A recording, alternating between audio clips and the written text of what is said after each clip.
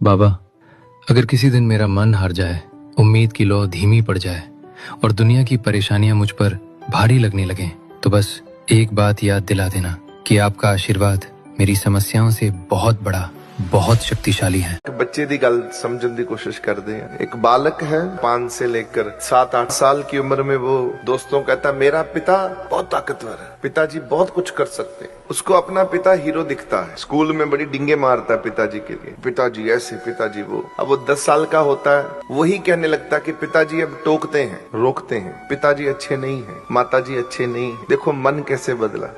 15 साल के होके तो पिताजी को बोलना शुरू कर देता है, मुझे नहीं मालूम, मुझे ये टोक नहीं पसंद, मुझे रोका मत करो। लड़ता है, झगड़ता है, खिंचता है, माँ को दुखी करता है। और वही जो बच्चा 20 साल का होता है और ज्यादा खुद को समझता है, पता नहीं मैं क्या बन गया हूँ, तो पिताजी को बोलता है नन ऑफ योर बिजनेस, मुझे रोको मत, रात को लेट आऊं, दिन को आऊं, आपका मतलब थोड़ी है मुझे रोकने का, ये मेरी जिंदगी है। अब 25 साल का हुआ, अब ज्यादा वर्ष हो जाता है, क्योंकि वो सोचता है मैं ये कर लूंगा, मैं ऐसा कर लूंगा, पैसे है तो मिनटों में मैं कमा लूंगा। और जो भी काम करता है अब उसको धक्के मिलते हैं, नुकसान होते हैं। शादी हो गई, अब उसमें भी धक्के प्राप्त हो रहे हैं, क्योंकि अपनी बुद्धि से चल रहा है। लड़ाइयां, झगड़े, क्लेश, बीवी से भी नहीं बन रही, बाहर से भी चोट, कभी धक्के खा लिए, कभी ये हो गए। अब वो जब 30 साल का होता है, देखो बुद्धि कैसे पलटती है उसी बालक। अब 30 साल का होके फिर से कहना शुरू करता है, पिताजी गलतियां हो गई हैं, अब हमको सलाह दो, पूछ के चलना शुरू करता है पिता से। 35 साल की उम्र में अब पिताजी को कहता है, पिताजी आपने पता नहीं इतना मेहनत करके इतना सब कुछ बना लिया, कैसे बना लिया, इतनी मेहनत करी आपने,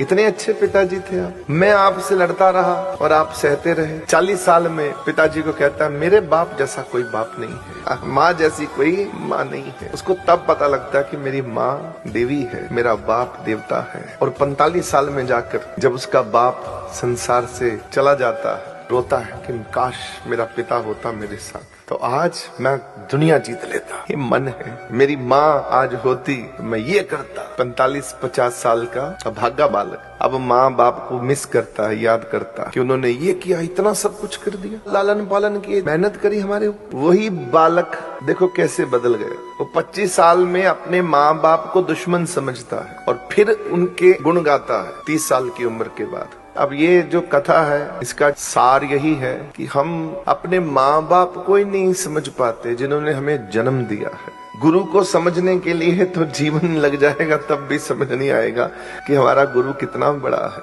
कितना प्यारा है।